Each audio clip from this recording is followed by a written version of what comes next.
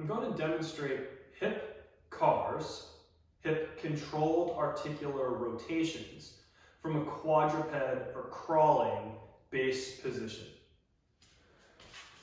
So we're going to assume the quadruped position here. I'm in a fairly neutral spine. My knees are stacked underneath my hips. My hands are stacked underneath my shoulders. What I'm going to do is pull the right knee in the direction of the left elbow.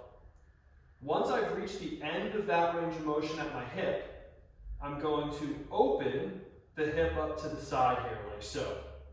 From this position, I'm going to attempt to rotate the foot toward the ceiling, and as I do that, transition hip, knee, foot into what's called hip extension here, and bring it back down to neutral.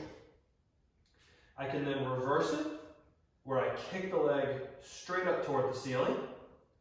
Then I'm going to externally rotate the hip, bringing the foot toward the floor, transitioning that knee back around toward the opposite elbow and down to neutral.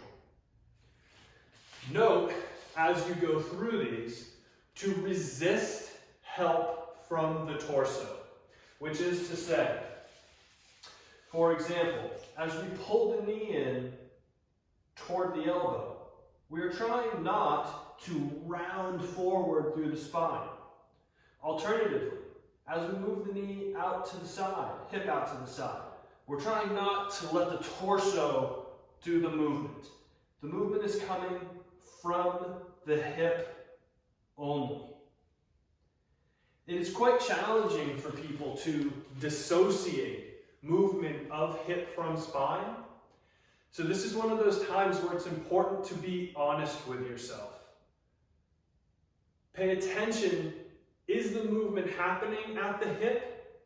Or is the spine helping? Or is the shoulder helping? Is something else moving that is not your hip? If you are doing a hip CAR, the hip should be the only thing that is moving. There are some times where you may want to place an object like a yoga block, or even of more difficulty, a ball, on the small of the back, such that any compensatory movement through the back will be evident by movement of the block or the ball.